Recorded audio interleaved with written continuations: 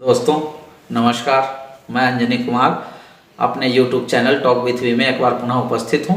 दोस्तों आज जिस मुद्दे पे मैं बात करने आया हूं, मेरे बहुत सारे मित्रों ने फ़ोन करके पर्सनली मुझसे पूछा कि ये जो कोरोना का क्राइसिस पूरे वर्ल्ड में चल रहा है, इसमें आप नए नए वीडियो बना रहे हो और नए नए एडवाइस दे रहे हो, तो क्या इस समय निवेश करना उचित है और क्या गारंटी है कि हमें प्रॉफिट मिलेगा।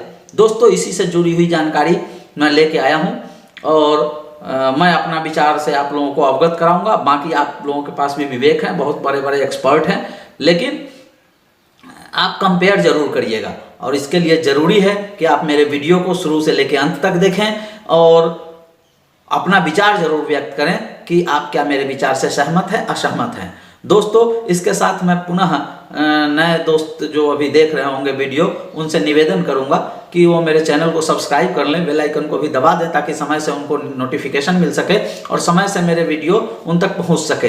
दोस्तों अगर मेरी वीडियो अच्छी लगे तो इसको ज़्यादा से ज़्यादा शेयर जरूर करिएगा, लाइक जरूर करिएगा और कमेंट करके अपने विचार से अवगत जरूर कराइएगा ताकि मैं उसके हिसाब से इसमें सुधार भी कर सकूँ और मेरा हौसला भी बढ़ सके।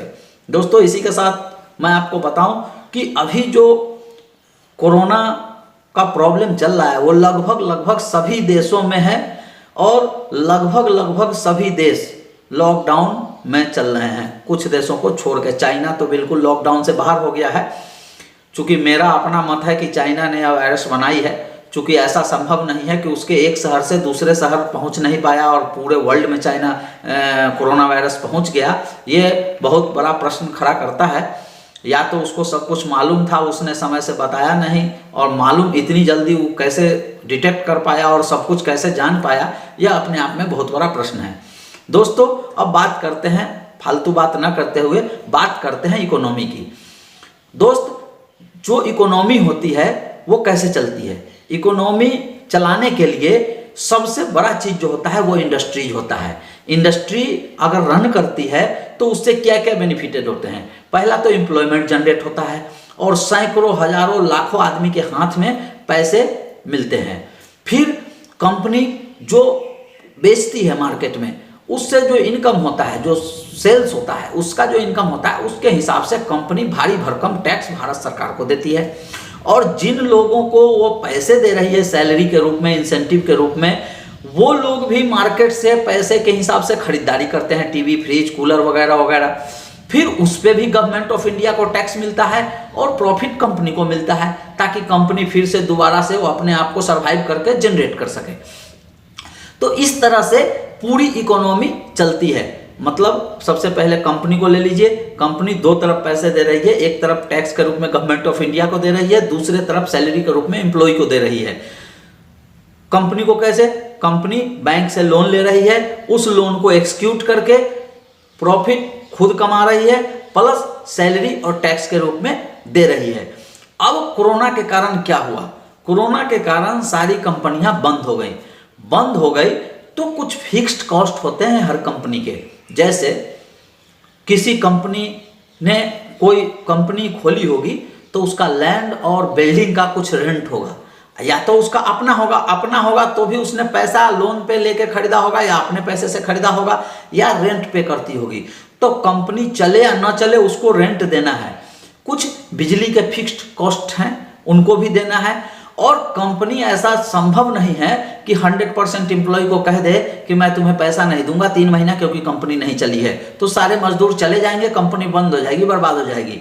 इसलिए कुछ ही पैसा लेकिन उनको अपने स्टाफ को देना ही पड़ेगा ताकि वो उस कंपनी के साथ जुड़े रहें और फ्यूचर में उसका प्रोडक्शन जब शुरू हो, जब कंपनी खुले तो उसमें जाए।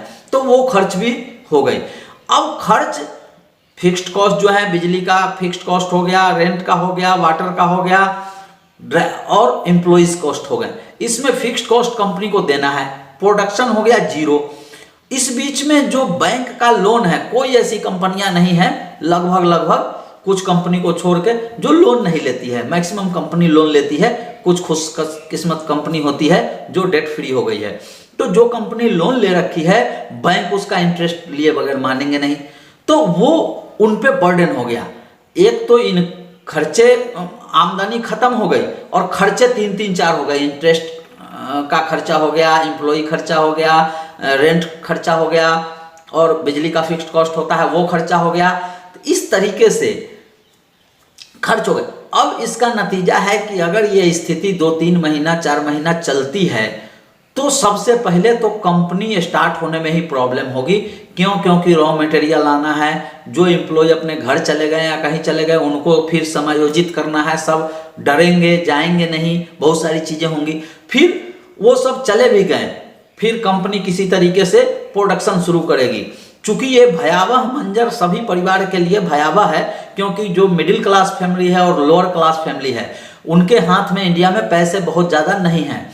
तो चूंकि ये बैठ के जो सबको खाना पड़ रहा है तो उससे सबको ये पता चल गया है कि कैश रहना जरूरी है, नहीं तो बुरे वक्त में कोई काम नहीं आना है। तो इससे जो उनका खर्च होगा, जैसे मान लीजिए किसी को कूलर खरीदना होगा तो वो पंखे से काम चला लेगा, किसी को फ्रिज खरीदना होगा, ठीक है 6 महीना बाद खरीदेंगे। इस तरीके से जो जनरल पब्लिक है उसकी परचेजिंग कैपेसिटी बहुत ज़्यादा कमेगी, ऐसा मेरा मानना है, बहुत ज़्यादा कमेगी। और जब परचेजिंग कैपेसिटी कमेगी, जब कंपनी का माल बिकेगा नहीं तो उसकी कॉस्टिंग बढ़ जाएगी, कॉस्ट ऑफ प्रोडक्शन बढ़ जाएगी। जब कॉस्ट ऑफ प्रोडक्शन बढ़ जाएगी तो कंपनी अपने घर से तो बियर करेगी नहीं, वो क्या करेगी कि वो कॉस्ट ऑफ प्रोडक्शन वो ट्रांसफर कर देगी कंज्यूमर को। जब कंज्यूमर को कॉस्ट ऑफ प्रोडक्शन ट्रांसफर कर देगी तो आपका कॉस्ट ऑफ प्रोडक्ट बढ़ जाएगा। जब कॉस्ट ऑफ प्रोडक्ट बढ़ जाएगा तो फिर उसी रेस्पेक्ट में सेल्स गिर जाएगा। तो ये एक साइकिल है जो बहुत बुरी तरीके से इकोनॉमी को डैमेज करने वाला है। इसीलिए भारत सरकार भी चिंतित है और दुनिया की हर सरकारें चिंतित है। ऐसा नहीं है कि सिर्फ भारत सरकार चिंतित है, अमेरिका जैसे सुपर पावर जहां हमारा जितना फॉरेन रिजर्व है वहां एक एक कंपनी के प्रॉफिट होते हैं, वो भी चिंतित है कि कैसे इकोनॉमी को बचाया जाए। क्योंकि जिसको जितना खर्च करने की आदत हो गई है, जिसको जिस स्टैंडर्ड ऑफ लिविंग में रहने की आदत हो गई है, उससे समझौता करना इतना आसान नहीं होगा। दूसरी बात कि ये जो कोरोना क्राइसिस है ये कब तक चलेगा ये कोई नहीं जानता। जैसे वर्ल्ड हेल्थ ऑर्गेनाइजेशन के रिसर्चर ने इसको 2 साल तक चलने की बात कही है, IMF वाले ने भी लगभग कुछ ऐसा ही कहा है। कई बड़े बड़े जो रिसर्चर हैं जिनके ब्रेन को दुनिया मानती है, उनके एक एक वर्ड की कीमत होती है, उन लोगों का कहना है कि लगभग 1 से 2 साल तक ये क्राइसिस चलता रहेगा। इसके साथ जीने की सोच लेनी चाहिए, लोगों को आदत डाल लेनी चाहिए। अगर ऐसा होता है दोस्तों तो बहुत ही भयावह स्थिति होगी और इकोनॉमी के लिए। इसमें जो जो कंपनी कर्ज वाली कंपनी है, काफ़ी कर्ज जिन पे है, उसमें बहुत सारे कंपनी बैंकरप्ट होने की पूरी संभावना है। जब वो बैंकरप्ट होंगे तो बैंक का पहले से ही इंडियन जो बैंकिंग सिस्टम है वो NPA के प्रॉब्लम से गुजर रही है, उनके लिए एक और बड़ा प्रॉब्लम क्रिएट हो जाएगा कि वो अब जो NPA है उसको कैसे झेलें और उससे कैसे उभरें। क्योंकि अभी तक जो NPA प्रॉब्लम हुई है उसको भारत सरकार सारे PSUs को फंड कर करके अपना पैसा दे के कंपनी को, बैंकिंग को, सिस्टम को बचाए रखा है। लेकिन अब भारत सरकार के भी पास इतना पैसा नहीं होगा कि वो बहुत ज़्यादा देर तक उन बैंकिंग सिस्टम को सपोर्ट कर सके, उन बैंकों को सपोर्ट कर सके। अगर ऐसा होता है तो बड़े बड़े बैंक भी डिफॉल्ट करने लगेंगे और इकोनॉमी ध्वस्त हो जाएगी। दोस्तों इन सब स्थिति में जो मेरा अपना सोच है, इसमें निवेश करने के लिए आपको कर्ज मुक्त कंपनी या लो डेट वाली, कम कर्ज वाली कंपनी को चुनना चाहिए। निवेश करना चाहिए या नहीं करना चाहिए इस पे मैं बात अभी करूंगा कि क्यों नहीं करना चाहिए और क्यों करना चाहिए। दोस्तों इतिहास गवाह है कि जब जब क्राइसिस हुआ है उस समय जिन लोगों ने शेयर मार्केट में और म्यूचुअल फंड में निवेश किया है वो बहुत ज़्यादा पैसा कमाए हैं। क्योंकि हमेशा कोरोना भी नहीं रहेगा, जब सुख नहीं रहा हमेशा तो दुख भी नहीं रहेगा। तो एक फेज आएगा कि ये जाए, ये सिस्टम, ये परेशानी, ये कंडीशन खत्म होगी, उसके बाद धीरे धीरे सर्वाइव होगी। लेकिन ये बहुत इंपॉर्टेंट चीज है कि अगर आपको निवेश करना है, चाहे वो म्यूचुअल फंड हो या शेयर मार्केट हो, तो कम से कम 5 साल का व्यू रखें, तभी आप प्रॉफिट कमा पाएंगे। नहीं तो हो सकता है कि आप जो पैसा निवेश कर रहे हैं वो पैसा भी आपका घर से चला जाए। क्यों? क्योंकि कब क्या होगा कोई नहीं जानता है, कोई भविष्यवक्ता नहीं है, कोई त्रिकालदर्शी नहीं हो रहा है। यहाँ पे सब आदमी एक प्रेडिक्शन करता है और प्रेडिक्शन सही हो जाए ये कोई जरूरी नहीं है।